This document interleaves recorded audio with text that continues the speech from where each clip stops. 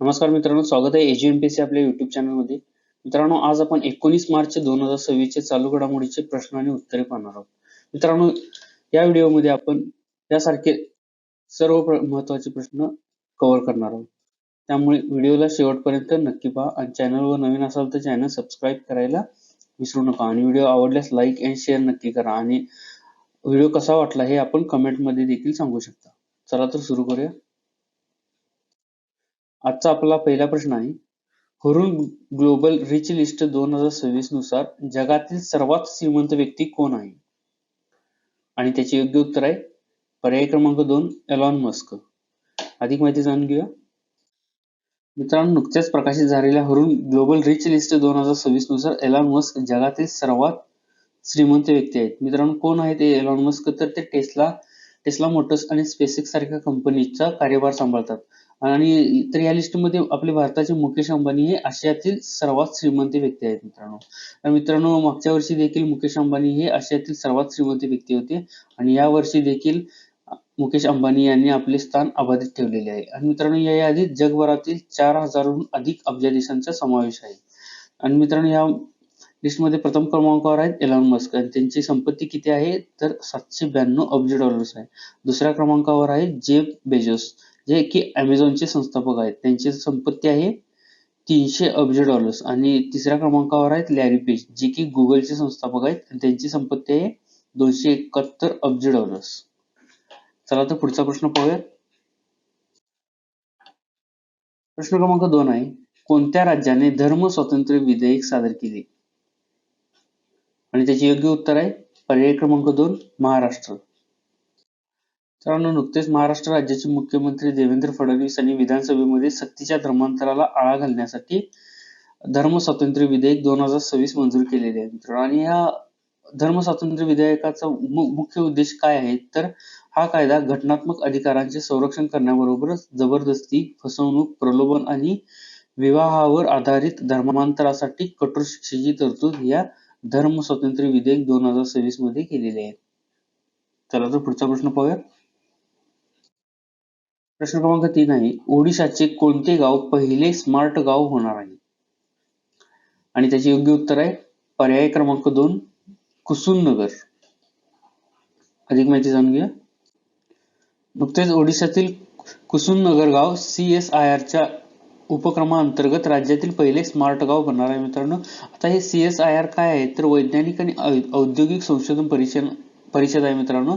आणि ही विज्ञान, तंत्रज्ञान आणि नवोपक्रमाला चालना देण्यासाठी राष्ट्रीय कार्यक्रम राबवते हे CSIR. आणि मित्रांनो, सुमारे 130 कुटुंबे आणि 700 लोकसंख्या असलेल्या या गावाला शाश्वत आणि आत्मनिर्भर ग्रामीण जीवनाचे एक आदर्श मॉडेल बनवणे हे या प्रकल्पाचे मुख्य उद्दिष्ट आहे. चला तर पुढचा प्रश्न पाहूया.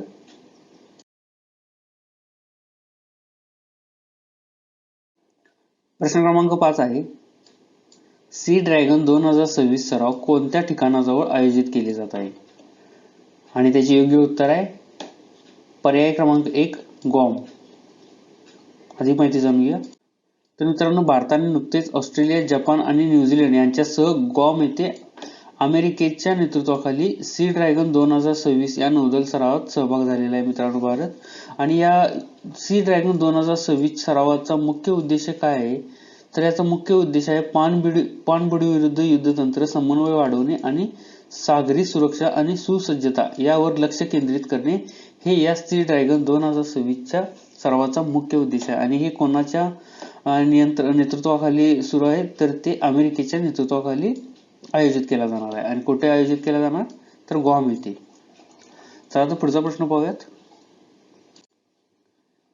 प्रश्न क्रमांक 6 आहे, राष्ट्रीय पॅरा ॲथलेटिक्स चॅम्पियनशिप 2026 कोणत्या शहरात आयोजित केली जात आहे? आणि त्याचे योग्य उत्तर आहे पर्याय क्रमांक 3 भुवनेश्वर. अधिक माहिती जाणून घ्या. राष्ट्रीय पॅरा ॲथलेटिक्स चॅम्पियनशिप 2026 ओडिशातील भुवनेश्वर येथील कलिंगा स्टेडियम येथे आयोजित होणार आहे. कुठे होणार आहे आयोजित तर कलिंगा स्टेडियम येथे आयोजित होणार आहे ही राष्ट्रीय पॅरा ॲथलेटिक्स चॅम्पियनशिप 2026. आणि यामध्ये देशभरातील अव्वल पॅरा ॲथलेटिक्स एकत्र येणार आहेत. आणि या स्पर्धेत मित्रांनो एकूण 28 राज्यांचे प्रतिनिधित्व करणार आहेत आणि एकूण 460 ॲथलेटिक्स सहभागी होतील या राष्ट्रीय पॅरा ॲथलेटिक्स चॅम्पियनशिप 2026 मध्ये. मित्रांनो, आता ओडिशाची राजधानी काय आहे मित्रांनो, तर भुवनेश्वर ही ओडिशाची राजधानी आहे. आणि आता सध्याचे ओडिशाचे मुख्यमंत्री कोण आहेत, तर मुख्यमंत्री आहेत मोहन चरण माझी, हे ओडिशाचे सध्याचे मुख्यमंत्री आहेत. चला तर पुढचा प्रश्न पाहूयात. प्रश्न क्रमांक 7 आहे, भव्य योजनेच्या अंमलबजावणीची जबाबदारी कोणत्या संस्थेची आहे?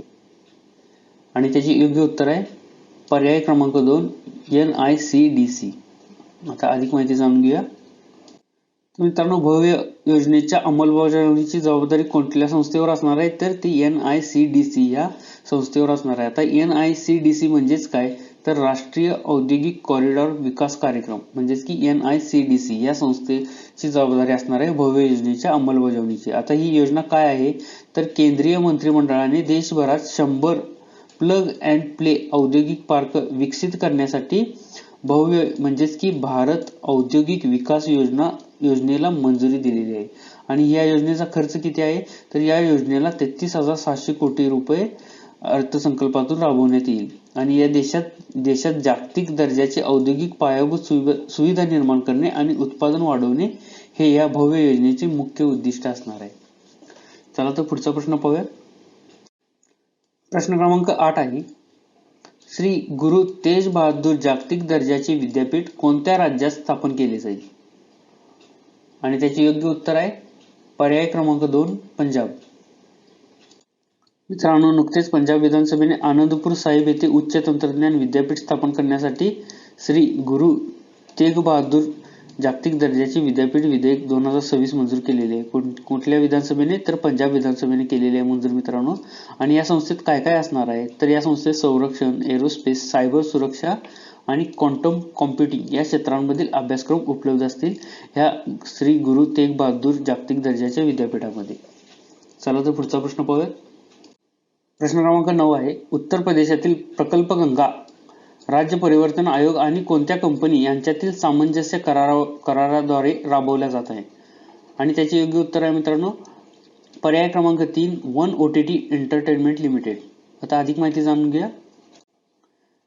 तर मित्रांनो, उत्तर प्रदेशने 20 लाख ग्रामीण घरांना हायस्पीड इंटरनेट पुरवण्यासाठी प्रोजेक्ट गंगा सुरू केलेला आहे. तर मित्रांनो, या प्रोजेक्ट गंगाचा मुख्य उद्देश काय आहे, तर 20 लाख ग्रामीण घरांना हायस्पीड इंटरनेट पुरवणे हे या प्रोजेक्ट गंगाचे मुख्य उद्दिष्ट आहे. आणि या उपक्रमामुळे 8,000 ते 10,000 डिजिटल उद्योजक विकसित होतील आणि 1 लाख रोजगार निर्माण होतील या प्रोजेक्ट गंगामुळे. आणि उत्तर प्रदेश राज्य परिवर्तन आयोग आणि हिंदुजा समूहाची उपकंपनी कोणती, तर वन OTT एंटरटेनमेंट लिमिटेड. ही वन OTT एंटरटेनमेंट लिमिटेड कोणाची आहे, तर ती हिंदुजा समूहाची आहे. आणि यांच्यातील सामंजस्य कराराद्वारे ही प्रोजेक्ट गंगा हे राबवले जात आहे. कुठल्या राज्यात ही राबवली जाते प्रोजेक्ट, तर उत्तर प्रदेशमध्ये हा गंगा प्रोजेक्ट राबवला जातो. चला तर पुढचा प्रश्न पाहूयात.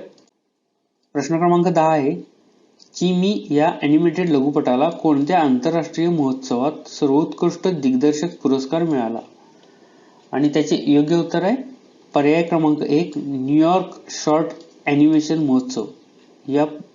या महोत्सवात सर्वोत्कृष्ट दिग्दर्शक पुरस्कार चिमी या ॲनिमेटेड लघुपटाला मिळालेला आहे.